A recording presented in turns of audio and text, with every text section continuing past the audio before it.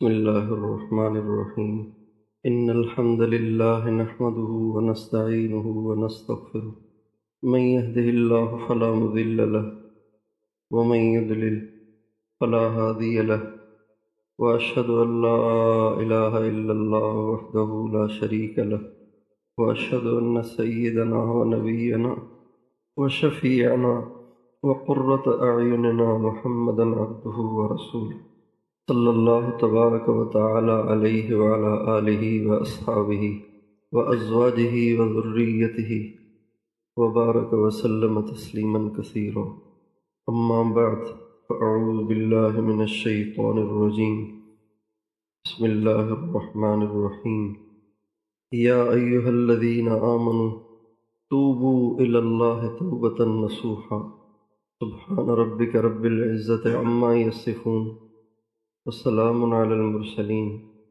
والحمد للہ رب العالمین اللہم صلی علی سیدنا محمد وعلی آل سیدنا محمد وبارک وسلم۔ بندہ بہت چھوٹا ہے، اللہ بہت بڑے ہیں۔ بندہ بے حیثیت ہے، اللہ بڑی عظیم الشان ذات گرامی ہے۔ جب انسان اللہ تعالیٰ سے تعلق بنانے کی محنت شروع کرتا ہے تو اس پر مختلف کیفیات وارد ہوتی ہیں، مختلف اس پر مقامات آتے ہیں، مختلف درجات سے اس کا گزر ہوتا ہے۔ جن کیفیات سے وہ گزرتا ہے، جن منزلوں سے وہ گزرتا ہے، جن مقامات سے وہ گزرتا ہے، ان کو منازل سلوک کہتے ہیں، مقامات سلوک کہتے ہیں، اور ان کو احوال سلوک بھی کہتے ہیں کہ یہ احوال ہیں جو ایک سالک پر گزرتے ہیں۔ جیسے ایک بچہ جب بالکل چھوٹا ہوتا ہے، پیدا ہوتا ہے، تو اس پر رونے کا غلبہ رہتا ہے، وہ روتا بہت ہے، ٹوٹی کاٹے تو روتا ہے، بھوک لگے تو روتا ہے۔ اب یہ ایک حال ہے، اس کی عمر کے مناسب اس پر یہ رونا طاری رہتا ہے۔ جب تھوڑا سا بڑا ہو جاتا ہے تو اس پر مستی کا ایک حال آتا ہے، اس کو چھیڑ، اس کو چھیڑ، یہ اٹھا، کبھی پلیٹ اٹھائے گا، کبھی چمچ اٹھائے گا، کبھی وائپر اٹھائے گا، اور کبھی چشمہ اٹھائے گا، کبھی چھری اٹھائے گا، تو بیچاری ماں سارا دن اس سے چیزیں لینے میں لگی رہتی ہے۔ یہ ایک حال ہے جو زندگی کی اس عمر میں آتا ہے۔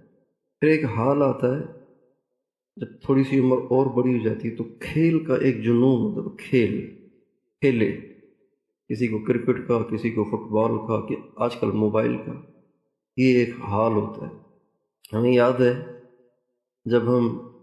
میں جب 6-7 سال کا، 8 سال کا، 10 سال تک، تو والدہ کہتی نمک لے آؤ، تو نمک لینے جا رہے ہیں، راستے میں بالنگ کرتے جا رہے ہیں، چلتے چلتے بالنگ کر رہے ہیں، ایسے ہی اشارے سے۔ یہ ایک حال ہوتا ہے، اس عمر میں یہ حال سب پہ آتا ہے، کھیل کا جنون۔ پھر اس کے بعد ایک عمر آتی ہے، اس میں حسن پرستی، دوستی اور یاری کا حال آتا ہے۔ پھر اس کے بعد شادی کا شوق، پھر اس کے بعد اولاد کا شوق، اس سے پہلے روزگار کا شوق۔ یہ مختلف احوال ہیں جو ہر انسان پر گزرتے ہیں۔ تو اسی طرح سالک جب اللہ تعالیٰ کی طرف چلتا ہے، اللہ تعالیٰ سے تعلق بنانے کی محنت کرتا ہے، تو اس پر مختلف احوال آتے ہیں، مختلف منازل سے اس کا گزر ہوتا ہے، مختلف مقامات وہ طے کرتا ہے۔ ان کو مقامات سلوک بھی کہتے ہیں، منازل سلوک بھی کہتے ہیں۔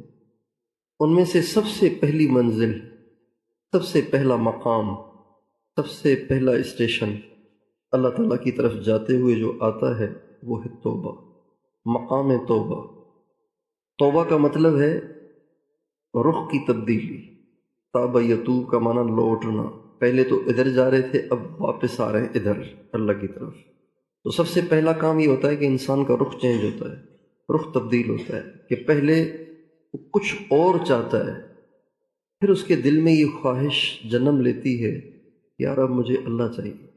اب اس کو پاس نہیں سک رہا، اور اس کی طرف جا پا رہا ہے، نہیں جا پا رہا، لیکن طلب آ جاتی ہے کہ اللہ چاہیے۔ اور اللہ کا شکر ہے کہ جب انسان بیعت کے کلمات پڑھ لیتا ہے نا، تو پڑھتے ہی یہ چیز تو آ جاتی، یار اب مجھے اللہ کو راضی کرنا، یعنی اب رخ ادھر کر لیا، اب گناہ بھی ہوتے رہتے ہیں، سوچتا ہے کہ ہو گئے، پریشان ہوتا ہے، پھر گناہ ہو جاتے ہیں، پھر پریشان ہوتا ہے، پھر گناہ ہو جاتے ہیں، پھر پریشان ہوتا ہے، یہ سلسلہ چلتا رہتا ہے۔ لیکن بیعت ہوتے ہی یہ چیز تو آ جاتی ہے کہ بس اب میں نے اللہ کو پانا ہے۔ تو توبہ یہ سب سے پہلی منزل ہے، اور توبہ کے 4 درجات ہیں۔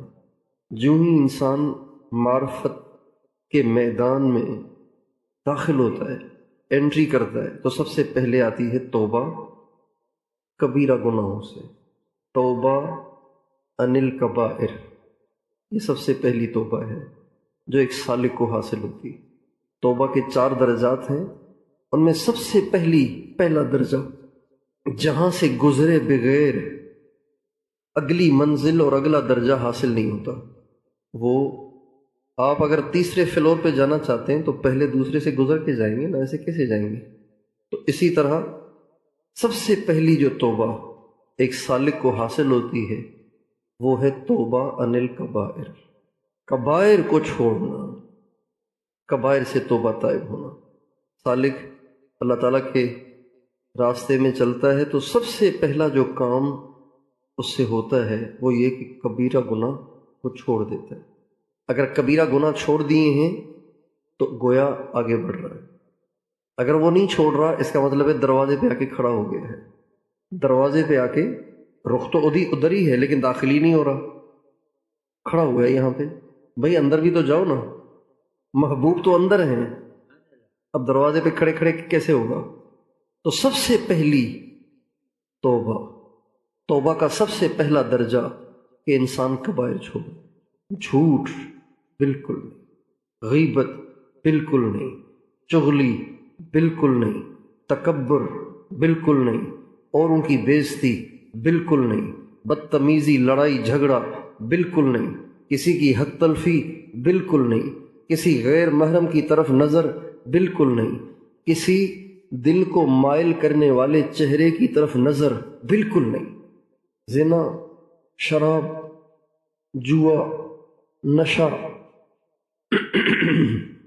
قطع رحمی، خالہ بات ہی نہیں کر رہا اس سے، ماموں بات ہی نہیں کر رہا اس سے، چچا اور تایا اس سے بات ہی نہیں کر رہا، بھائیوں سے بائیکاٹ ہوا ہے، بہنوں سے بائیکاٹ ہوا ہے، چچا زاد بھائی، تایا زاد بھائی، ماموں زاد بھائی، خالہ زاد بھائی، ان سب سے تعلقات توڑے ہوئے یا کسی ایک سے توڑے ہوئے، یہ سب کبیرہ گناہ ہے۔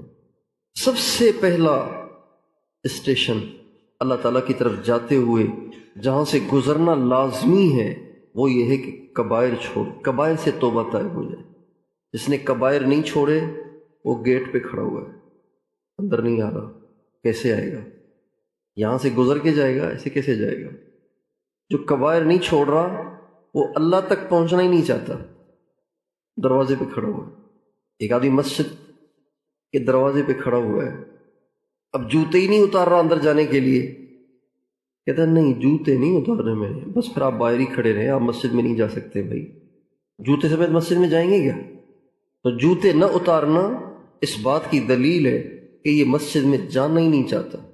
موسیٰ علیہ السلام جب اللہ تعالیٰ سے موسیٰ علیہ السلام جب اپنی اہلیہ کو لے کر مصر جا رہے تھے، مدین سے مصر جا رہے تھے، تو بیوی کو درد ذیل شروع ہو گیا اور سردی اتنی شدید تھی کہ ناقابل برداشت، تو دور سے روشنی سی نظر آئی تو سمجھے کہ آگ ہے۔ بیوی سے کہا آپ یہیں ٹھہرے، میں دیکھوں آگ مل جائے تو ہاتھ سیک لیں گے، سردی بہت زیادہ لگ رہی ہے۔ تو چلے آگ کی طرف، تو آگ سے آواز آئی یا موسیٰ، اے موسیٰ اننی انا اللہ لا الہ الا انا، موسیٰ میں اللہ ہوں، وہ اللہ جس کے سوا کوئی نہیں ہے، وہ اصل وہ اللہ ہوں میں، فاخلع نعلیک انک بالوادی المقدس طویٰ، جوتے اتارو تم ایک مقدس وادی میں پہنچ گئے ہو۔ تو یہ وہ منزل ہے جہاں سے سالک کے لیے گزرنا لازمی ہے یہاں سے گزرے بغیر محبوب تک رسائی ممکن نہیں ہے۔ توبہ۔ والذین یجتنبون کبائر الاثم والفواحش، اللہ تعالیٰ نے تعریف کے لہجے میں ان لوگوں کا تذکرہ کیا ہے جن لوگوں نے کبیرہ گناہ چھوڑ دیے۔ اللہ تعالیٰ فرماتے ہیں الذین یجتنبون کبائر الاثم، وہ لوگ کہ جب کبیرہ گناہ کا موقع آتا ہے تو وہ پہلو موڑ کے گزر جاتے ہیں۔ اجتناب کہتے ہیں پہلو موڑنے کو، جنب۔ یہ ہے سب سے پہلا اسٹیشن، سب سے پہلی منزل۔ توبہ کا جو دوسرا درجہ ہے وہ یہ ہے کہ صغیرہ بھی چھوڑ دے، کبیرہ بھی چھوڑ دے۔ اور عام طور سے صغیرہ گناہ کو انسان ہلکا سمجھتا ہے اور کرتا رہتا ہے کرتا رہتا ہے کرتا رہتا ہے کرتا رہتا ہے۔ گناہ چاہے کبیرہ ہو چاہے صغیرہ ہو، دل پر اس کا دھبا ضرور پڑتا ہے۔ چاہے جوس پیتے ہوئے 2 قطرے گر جائیں اور چاہے قورمہ کھاتے ہوئے آئل کے 2-3 قطرے گر جائیں۔ کپڑے تو گندے ہو گئے نا، اب یہ بات الگ ہے کہ وہ ذرا جلدی دھل جائے گا، اس کو ذرا ٹائم چاہیے، بلیچ پاؤڈر سے دھلے گا، یہ آئل والا، جوس والا تھوڑا سا پانی صابن سے بھی دھل جائے گا، لیکن کپڑے تو گندے ہو جاتے ہیں نا۔ اسی طرح صغیرہ گناہوں سے بھی انسان گندا ہوتا ہے، اور صغیرہ گناہ جب انسان مسلسل کرتا ہے تو اس گناہ کی حیثیت اللہ کے ہاں تبدیل ہو جاتی ہے۔ ایک گناہ ہے تو صغیرہ لیکن مسلسل کر رہا ہے، تو اب اس گناہ کی جو حیثیت ہے وہ اللہ کے ہاں تبدیل ہو جاتی ہے۔ اب یہ صغیرہ شمار نہیں ہوتا، اب یہ کبیرہ شمار ہو جاتا ہے۔ صغیرہ گناہ ہے لیکن مسلسل کرنے سے کبیرہ بن جائے گا۔ اس لیے جب انسان اللہ کی طرف بڑھتا ہے تو سب سے پہلی منزل جہاں وہ پہنچتا ہے کبیرہ گناہ چھوٹ جاتے ہیں۔ آگے جا کے ایک اور ایسی منزل پہ پہنچتا ہے کہ اب اس سے صغیرہ گناہ بھی نہیں ہوتے۔ یہ دلیل ہے کہ جا رہا ہے، اور اگر کہیں آ کے اٹک گیا ہے اور وہ کام ہوئے چلے جا رہے ہیں، مسلسل کر رہا ہے، اس کا مطلب ہے اٹک گیا ہے، کھڑا ہو گیا ہے، ابھی آگے نہیں جا رہا۔ تو دوسری منزل توبہ ہی کی دوسری منزل وہ ہے توبہ عن الصغائر، صغیرہ گناہ بھی چھوڑ دے، صغیرہ گناہ بھی چھوٹ جاتے ہیں۔ اور تیسری منزل، تیسرا درجہ توبہ کا کہ وہ فضول کام بھی چھوڑ دیتا ہے۔ گناہ بھی، کبیرہ بھی چھوڑ دیے، صغیرہ بھی چھوڑ دیے، پھر فضول بھی چھوڑ دیتا ہے، فضول بھی چھوڑ دیتا ہے۔ زبان سے فضول بول نہیں بولتا، نظر سے فضول جگہ نہیں دیکھتا، اور اپنے پیسے کو فضول جگہوں پہ استعمال نہیں کرتا۔ یہ چیزیں، یہ جگہیں جائز ہوتی ہیں، یہ بولنا جائز ہوتا ہے، یہ دیکھنا جائز ہوتا ہے، یہ خرچ کرنا جائز ہوتا ہے، لیکن اس کے باوجود بھی یہ اس سے اپنے دامن کو بچاتا ہے، اس لیے کہ فضول بھی تو اچھا نہیں ہوتا۔ نبی کریم صلی اللہ علیہ وسلم کا ارشاد ہے کہ من حسن اسلام المرء ترکہ ما لا یعنیہ، مسلمان، اچھا مسلمان وہ ہے، اچھا مسلمان ایک گزارے کا مسلمان، گزارے والا نہیں، اچھا مسلمان وہ ہے، اچھا مسلمان وہ ہے جو فضول کام بھی چھوڑ دے، وہ کام بھی چھوڑ دے کہ جس کام کا کوئی فائدہ ہی نہیں، ویسے ہی ٹائم پاس کر رہا ہے۔ اگر کوئی ایسے کر رہا ہے تو مسلمان تو ہے، اسلام سے خارج نہیں ہوا، لیکن اچھا نہیں ہے۔ ایک طالب علم پڑھتا ہے اسکول میں، مدرسے میں، لیکن ہے تو طالب علم لیکن مانتا نہیں ہے طالب علم، اور ایک مانتا بھی ہے لیکن جو اس کو ہوم ورک دیا جاتا ہے اس کو وہ پورا نہیں کرتا، اور منشا اور مرضی کے مطابق نہیں چلتا۔ ابھی یہ طالب علم بھی ہے اور اپنا پڑھائی بھی کر رہا ہے، لیکن بہرحال یہ پوزیشن ہولڈروں میں نہیں ہے، یہ فیورٹ لوگوں میں نہیں ہے، پسندیدہ لوگوں میں شامل نہیں ہے۔ ہمارے نبی کے ایک صحابی ہیں، ایک دفعہ آپس میں صحابہ بیٹھے ہوئے تھے اپنے شاگردوں کے ساتھ، فرمانے لگے لاؤ کچھ ذرا دل خوش کریں، لاؤ کچھ ذرا کھانے پینے کا سامان، کچھ دل خوش کریں۔ تو شاگرد کہنے لگے حضرت یہ آپ نے کیسا جملہ بولا ہے، کچھ لاؤ تاکہ ذرا دل بہلائے؟ فرمانے لگے اف ہو۔ پھر فرمانے لگے میں نے جب سے اسلام قبول کیا ہے تب سے میری زبان سے فضول بول نہیں نکلا، یہ پہلا بول ہے جو آج نکلا ہے۔ جب سے اسلام قبول کیا ہے ضرورت سے زائد کوئی بول زبان سے نہیں نکلا، یہ ہے تیسری توبہ۔ عام طور سے فضول گوئی اور فضول نظری اور فضول کاموں کو انسان برا نہیں سمجھتا، بھئی حرام ہے کیا، کچھ کہو تو کہتے ہیں حرام ہے کیا، تو صرف حرام ہی چھوڑنا ہے، اس کا مطلب ہے پہلے درجے میں ہی اٹکے رہنا ہے، کیا مطلب یہی کہ آگے بڑھنا ہی نہیں؟ مسلمان جسے آخرت پر ایمان ہو وہ کبھی بھی فضول کام نہیں کرے گا۔ آپ علیہ السلام کا ارشاد ہے من کان یؤمن باللہ والیوم الآخر فلیقل خیرا او لیصمت، جو اللہ کو مانتا ہے، آخرت کو مانتا ہے، اسے چاہیے کہ خیر کی بات کرے ورنہ خاموش رہے، کیونکہ انسان جو کچھ بولتا ہے یا تو وہ خیر ہے یا شر ہے۔ اگر فضول ہے نا تو بھی تو شر ہے نا، زندگی کا وہ لمحہ تو ضائع کر دیا نا، زندگی کا ایک لمحہ تو ضائع کر دیا۔ نبی کریم صلی اللہ علیہ وسلم کے بارے میں احادیث مبارکہ میں شمائل کی کتابوں میں لکھا ہوا ہے کہ آپ علیہ والسلام کبھی بھی فضول لفظ زبان پہ نہیں لاتے تھے، کبھی بھی۔ پوری زندگی ہمارے نبی نے کوئی فضول ایک لفظ بھی نہیں بولا، پوری زندگی اعلان نبوت سے پہلے بھی ایک لفظ بھی فضول اپنی زبان پہ آپ نہیں لائے، کوئی فضول نظر آپ نے نہیں اٹھائی، کوئی فضول کام آپ نے نہیں کیا، اعلان نبوت سے پہلے بھی نہیں کیا۔ کام سے کام جو کرنا چاہیے بس اسی میں لگتے تھے۔ کلامہ فصل لا فضول ولا تقصیر، آپ کا کلام فیصلہ کن جچا تلا ہوتا تھا، اور ایک لفظ بھی اس میں زیادہ، ایک لفظ بھی اس میں کم نہیں ہوتا تھا۔ نہ اتنا لمبا کلام فرماتے تھے کہ اگلا کہتا اگر اس کو اس پیرائے میں آپ فرماتے تو بھی تو بات ادا ہو جاتی، تھوڑے الفاظ میں کوئی نہیں کہہ سکتا تھا۔ اور یہ بھی کوئی نہیں کہہ سکتا تھا کہ آپ کی بات اتنی چھوٹی ہوتی کہ سمجھ میں ہی نہیں آتی، دو لفظ اور بول لیتے تو اچھا ہوتا، ایسے بھی نہیں ہوتا تھا۔ آپ کی زندگی میں بالکل لایانی نہیں ہوتی تھی۔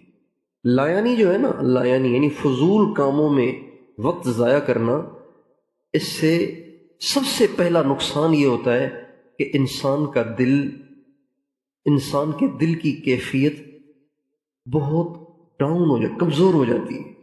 وہ جو دعاؤں میں رونا، نماز میں لذت، اللہ سے محبت، حضور سے محبت کی جو کیفیت انسان کو کبھی کبھی حاصل ہوتی ہے نا، یہ والی کیفیت اس کی اگر ہو تو ختم ہو جاتی ہے۔ لایانی کا سب سے بڑا نقصان یہ ہوتا ہے۔ اور دوسرا نقصان لایانی کا یہ ہوتا ہے کہ اس کے اوقات کی برکت ختم ہو جاتی ہے، اس کے اوقات میں پھر برکت نہیں رہتی۔ ہم پڑھتے تھے حضرت مولانا نظر الرحمان صاحب کے ساتھ پاس، تو اب مولانا تو ہمارے بیچ میں نہیں رہتے تھے، وہ تو ان کی اپنی دنیا ہوتی تھی، طالب علم تو الگ رہتے تھے، لیکن جو ہی مستیاں کرنے والا، ہنسی مذاق میں ٹائم ضائع کرنے والا، جو ہی کوئی طالب علم کھڑا ہوتا اور وہ عبارت میں اٹک جاتا اور سوال کا جواب نہ دے پاتا تو مولانا فرماتے اور کرو لایا، اور کرو لایا۔ ہم حیران رہ جاتے کہ اس کا تو ہمیں پتہ ہے کہ یہ کیا کرتا ہے، مولانا کیسے کہہ رہے ہیں اس کو؟ کام جو دیا جاتا پورا نہ کرتا تو فرماتے یہ ساری لایانی کی بے برکتی ہے کہ تم سے کام پورا نہیں ہو، تمہارے اوقات کی برکت ختم کر دی گئی ہے اس لیے کہ تم لایانی میں مصروف رہتے ہو۔ جو لوگ کہتے ہیں نا کہ یار پتہ ہی نہیں چلتا ٹائم کیسے گزر گیا، اتنا کام کرنا تھا ابھی اتنا ہی کیا ہے کہ ٹائم گزر گیا، یہ پکی بات ہے کہ ان کی زندگی میں فضولیات اور لایانی اور لغویات ضرور ہیں، اس کے بغیر بے برکتی نہیں آتی۔ اور ہم نے تجربہ کیا اس کا زندگی میں سینکڑوں دفعہ، حضرت مولانا نظر الرحمان صاحب کی اس بات کو بار بار فرمانے پہ اس کا تجربہ کیا کہ ایک بول بھی اگر ہم بولتے تھے نا تو کام رہ جاتا تھا، اور نہیں بولتے تھے تو جب نظر آ رہا ہوتا تھا کہ نہیں ہوگا پھر بھی ہو جاتا تھا۔ یہ سینکڑوں دفعہ تجربہ ہوا ہے۔ جب انسان اللہ کے تعلق میں بڑھتا ہے تو ایک وقت آتا ہے کہ پھر وہ فضول کام چھوڑ دیتا ہے، نہ بولتا ہے، نہ دیکھتا ہے، نہ سنتا ہے۔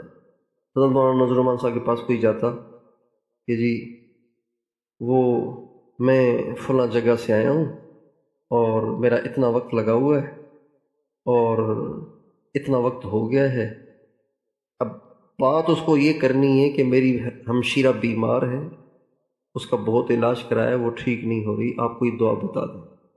بات یہ ہوتی تھی، لیکن تمہیدی باتیں لوگوں کو کرنے کی عادت ہوتی ہے، میں فلاں جگہ سے ہوں، اتنے وقت میں چل رہا ہوں، اتنا وقت گزر گیا ہے۔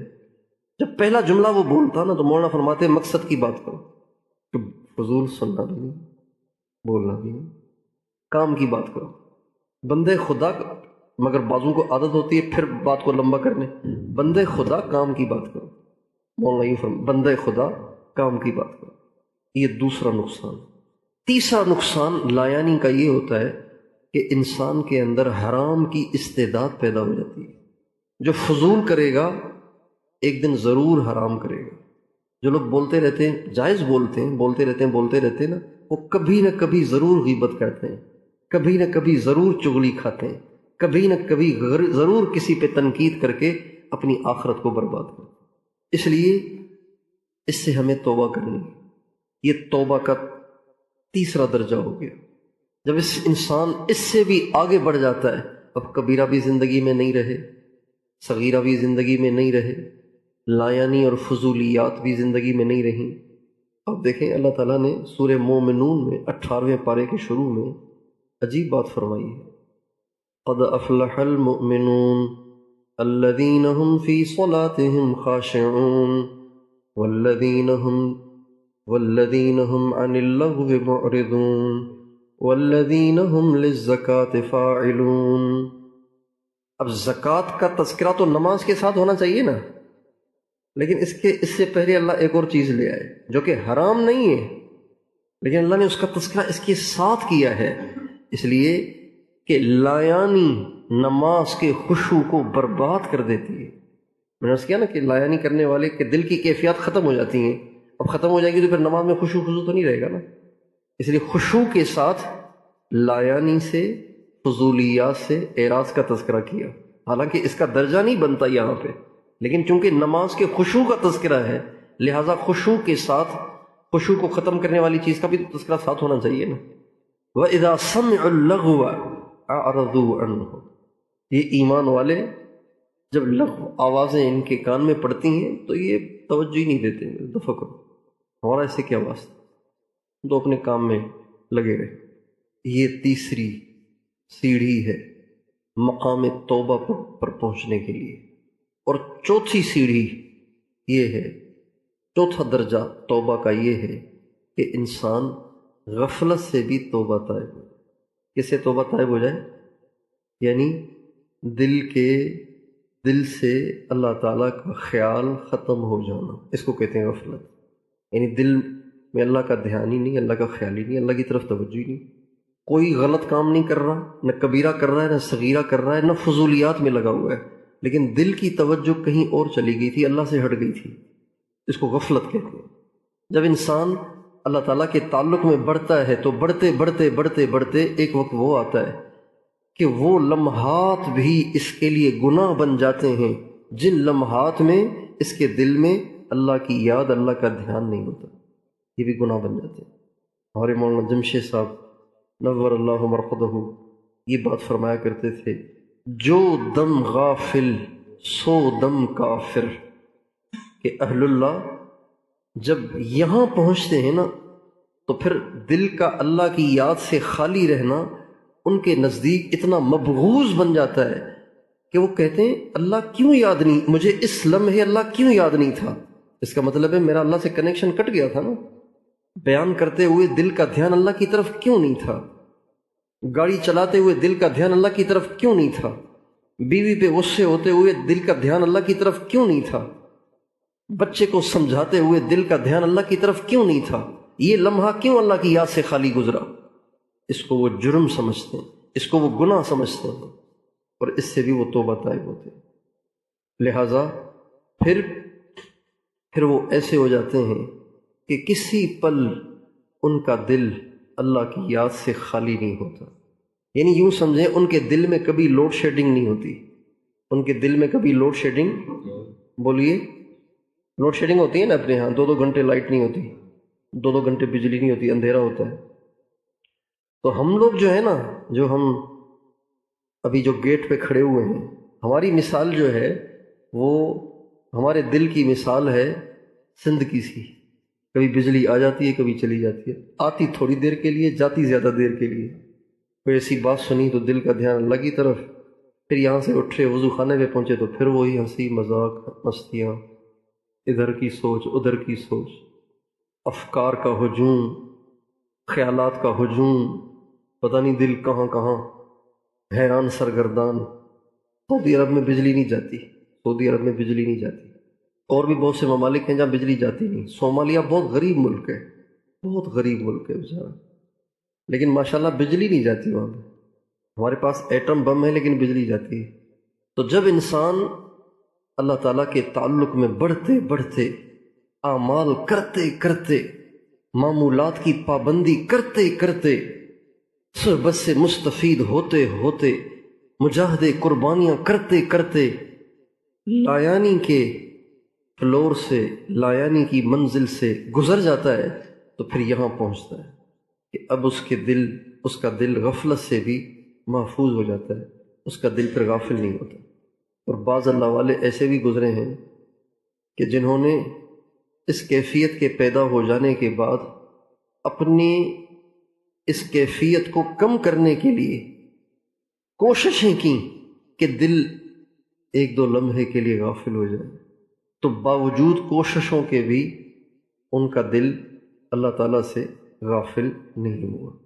تو یہ توبہ کا سب سے اونچا درجہ ہے کہ انسان کا دل ہر وقت اللہ تعالیٰ سے جڑا رہے، اللہ تعالیٰ سے مربوط رہے، اللہ تعالیٰ سے منسلک رہے، کسی وقت بھی اس پر غفلت طاری نہ ہو۔ یاد میں تیری سب کو بھلا دوں، کوئی نہ مجھ کو یاد رہے، یاد میں تیری سب کو بھلا دوں، کوئی نہ مجھ کو یاد رہے، تجھ پہ سب گھر بار لٹا دوں، خانہ دل آباد رہے، نظروں سے اپنی سب کو گرا دوں، تجھ سے فقط فریاد رہے،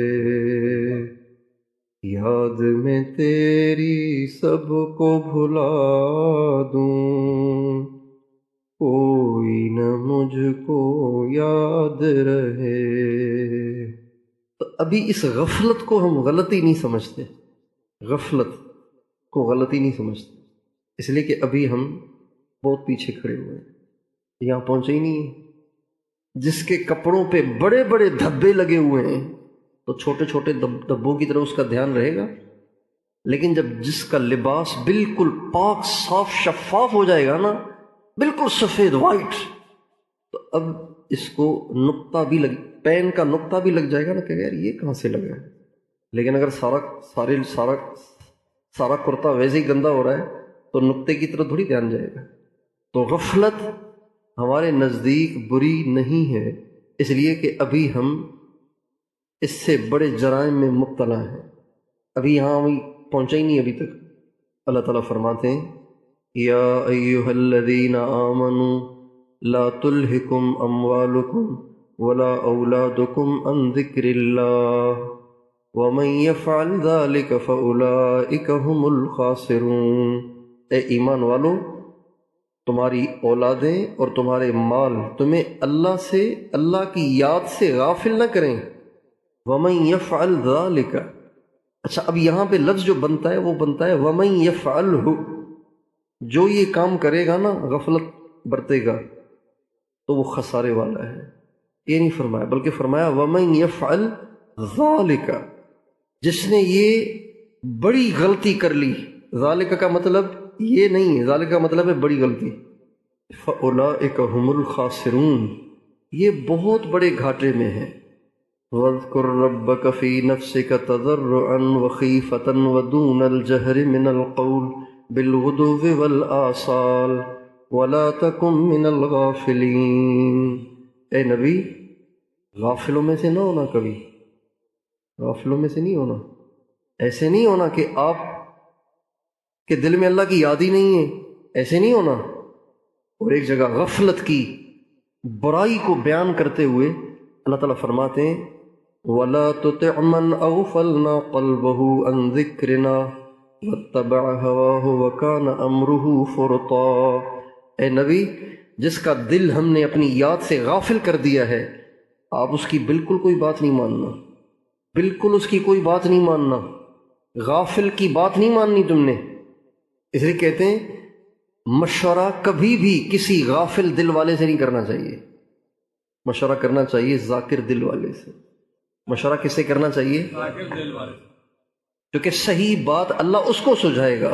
اس کا تو دل غافل ہے، یعنی اس کا تو کنیکشن ہی کٹا ہوا ہے، تو اس پہ صحیح بات کیسے آئے گی؟ جہاں بجلی نہیں ہے وہاں پہ آپ لگائیں گے موبائل چارجنگ پہ، تو چارج کیسے ہوگا؟ بجلی نہیں ہے وہاں پہ. اب رات میں نے موبائل دیا بیٹے کو کہ جگہ چارج کرو، سفر سے آیا تھا تو وہ خالی ہو گیا تھا، 5% رہ گیا تھا. پھر رات کو 2 بجے منگوایا، وہ تلاوت کرنی تھی، تو وہ وہیں موبائل سے ہی تلاوت کر رہا تھا سفر میں. تو اب کہاں پہنچا تھا وہ ذہن میں نہیں. میں کہا موبائل لے آؤ. رات کو 2 بجے وہ لایا موبائل، تو دیکھا تو پہلے تو تھا 5، اب تھا 1%. میں نے کہا یہ کیا ہوا بھائی؟ کہنے لگے بجلی نہیں تھی. 11 بجے کا دیا ہوا، 2 بجے تک جو 5 تھا وہ بھی ختم ہو گیا. وَلَا تُطِعْ مَنْ أَغْفَلْنَا قَلْبَهُ عَنْ ذِكْرِنَا، جس کا دل غافل ہے کبھی اس کی بات نہیں ماننی. اچھا، پھر دل کے غافل ہونے سے نتیجہ کیا نکلتا ہے؟ وَاتَّبَعَ هَوَاهُ، پھر وہ انسان خواہش کے تابع ہو جاتا ہے. وَكَانَ أَمْرُهُ فُرُطًا، اور پھر خواہش کے تابع ہوتے ہوتے پھر وہ حرام تک چلا جاتا ہے. اور حرام میں جو داخل ہو جاتا ہے پھر وہ کبھی نہ کبھی کفر تک پہنچ جاتا ہے. تو توبہ کا جو چوتھا درجہ ہے وہ یہ ہے کہ دل غافل، دل اللہ سے غافل. یہ ہے منازل سلوک میں پہلی منزل. اب ہر ایک اپنے آپ کو چیک کرے، میں کہاں ہوں. یہ منازل اس لیے نہیں بیان کر رہے ہیں کہ بھائی ٹائم تو پاس کرنا ہے نا، کچھ تو بولنا ہے نا، کیونکہ یہ کوئی عوام الناس کا مجمع تو نہیں ہے، سالکین کا مجمع ہے. تو سالکین کے سامنے سالکین سے متعلق بات ضروری ہے. تو بھئی یہ مقام توبہ ہے. تو اب ہم نیت کریں کہ اب ہم نے گیٹ پہ نہیں کھڑے رہنا. ابھی ہم سارے کے سارے گیٹ والے ہیں، کھڑے ہوئے ہیں. بھئی جوتے اتار دو، کہ جی جوتے تو نہیں اتار سکتے، ایسے اندر جانے دو. تو بھئی اندر تو نہیں جا سکتے، آپ یہیں کھڑے رہیں. تو میں بھی سب سے پہلے نیت کرتا ہوں کہ اب مقام توبہ تک پہنچنا ہے. مقام توبہ سے گزر کے مقام انابت تک جانا ہے، وہاں سے گزر کے مقام زہد تک جانا ہے، وہاں سے گزر کے پھر ساری منزلیں پار کر کے اللہ تک پہنچنا ہے. یہ منزلیں سامنے نہ ہوں تو بس انسان 15 منٹ صبح 15 منٹ شام ذکر کر کے کہتا ہے ماشاءاللہ معمولات کی پابندی ہے، میرے جیسا تو کوئی بزرگ ہی نہیں. ماشاءاللہ اشراق بھی چل رہی ہے، چاشت بھی چل رہی ہے، اوابین بھی موجود ہے، تہجد بھی چل رہی ہے، صبح شام مراقبہ بھی چل رہا ہے، مجلس میں بھی پابندی سے جانا ہو رہا ہے. جس کا مطلب ہے بس اب خلافت ملنے والی ہے. ہمارے حضرت مولانا زاہد شاہ صاحب رحمۃ اللہ علیہ فرمایا کرتے تھے بزرگی بڑی دور ہے. تو اللہ تعالیٰ سے دعا شروع کر دیں اپنے لیے اور سب کے لیے کہ اللہ تعالیٰ ہمیں مقام توبہ عطا کر دے. حضرت حنظلہ رضی اللہ تعالیٰ عنہ گھر میں بیٹھے بیٹھے گھر والوں سے ہنسی مذاق کر رہے تھے. کہنے لگے ارے میرا دل تو ادھر مشغول ہو گیا، دل یہاں کے مشغول کیوں ہو گیا؟ دل تو یہاں مشغول نہیں ہونا چاہیے تھا. چنانچہ اتنی فکر لاحق ہوئی کہ چیختے چیختے نکلے روتے روتے ہوئے چیختے ہوئے نافق حنظلہ نافق حنظلہ، جیسے کوئی کسی کو چوٹ لگے نا کہتا ہے ہائے میں مر گیا، ہائے میں مر گیا، ہائے میں مر گیا۔ یہ تھوڑی سی چوٹ سے نہیں ہوتا، ناقابل برداشت چوٹ سے ہوتا ہے کہ ہائے میں مر گیا، ہائے میں مر گیا۔ نافق حنظلہ نافق حنظلہ، ہائے میں تو منافق ہو گیا، ہائے میں تو منافق ہو گیا۔ کس بات سے؟ صرف تھوڑی دیر غفلت، تھوڑی دیر کی غفلت، گناہ نہیں کیا کوئی بھی، تھوڑی دیر غفلت ہوئی، دل کی کیفیت تھوڑی سی ڈاؤن ہوئی۔ راستے میں حضرت ابوبکر صدیق ملے، کبھی کیا ہو گیا، مسئلہ تو بتاؤ کیا ہو گیا؟ کہنے لگے یہ بات، کہنے لگے یہ تو میری بھی کیفیت ہے۔ انہوں نے بھی رونا شروع کر دیا۔ اس لیے یہاں پہنچ کے سالک کی نظر اور گہری ہو جاتی ہے، اور گہری ہو جاتی ہے۔ وہ کہتا ہے یہ لمحے غفلت رہی، یہ لمحے یاد رہی، یہ لمحے غفلت کیوں رہی؟ اب استغفار پڑھ رہا ہے، رو رہا ہے، یا اللہ مجھے معاف کر دے، میں 2 منٹ تجھ سے غافل ہو گیا۔ یہاں پہنچ کے پھر یہ کیفیت بنتی۔ اس سے پہلے یا اللہ مجھے معاف کر دے، میں نے یہ لفظ کیوں بولا، اس کی ضرورت ہی نہیں تھی۔ حضرت مولانا زکریا صاحب رحمۃ اللہ علیہ نے فضائل صدقات میں لکھا ہے واقعہ کہ ایک بزرگ کسی کے دروازے پہ آئے، کہا وہ کہاں ہے؟ عصر کے بعد کا ٹائم، کا سو رہے ہیں، یہ کوئی سونے کا ٹائم ہے؟ یہ کون سا سونے کا وقت ہے؟ یہ ایک جملہ بولا، یہ کون سا سونے کا وقت ہے؟ یہ جملہ بولتے ہی خیال آیا، یہ جملہ کیوں بولا آپ نے؟ چنانچہ اپنے آپ کو ڈانٹنا اور ملامت کرنا شروع کی، اور اپنے لیے سزا مقرر کر لی، اللہ کی قسم تجھے 1 سال تک سونے نہیں دوں گا۔ تم نے یہ بول کیوں بولا؟ تم کون ہوتے ہو یہ پوچھنے والے کہ یہ سونے کا وقت ہے یا نہیں ہے؟ یہ جملہ بولنے کا مقصد کیا تھا؟ اپنے آپ کو سزا دی، 1 سال تک نہیں سوؤں گا، 1 سال تک روزے رکھوں۔ اس جگہ پہنچ کے انسان اللہ تعالیٰ سے غفلت، اور اس سے پہلے بلا ضرورت کوئی بول، اس کو انسان جرم سمجھ کے اللہ تعالیٰ سے اس پر معافیاں مانگتا ہے، یا اللہ معاف کر دے، مجھ سے غلطی ہو گئی۔ کیا غلطی ہوئی؟ کہ میرا دل تھوڑی دیر کے لیے آپ سے غافل ہو گیا۔ اور جو یہاں نہیں پہنچتا وہ لڑکیوں کو بھی دیکھتا رہتا ہے، توبہ بھی نہیں کرتا، اس لیے کہ وہ اس کو گناہ بھی نہیں سمجھتا، ابھی وہ گیٹ پہ کھڑا ہوا ہے۔ تو اس لیے ہم اللہ تعالیٰ سے ان منزلوں کو مانگیں۔ 40 سال عمر عزیزت گزشت، مگر حال تو از طفلی نہ گشت۔ 40 سال تیری عمر ہو گئی اور اب تک تیرا بچپنا ختم نہیں ہوا، ابھی تک تو انہیں کھلونوں میں پھنسا ہوا ہے۔ بھائی اب تو کھلونے چھوڑ دو، اب تو ذمہ داریاں اٹھاؤ، کام کرو۔ اللہ تعالیٰ ہمیں کامل توبہ کا مقام عطا فرمائے۔ وآخر دعوانا الحمد للہ رب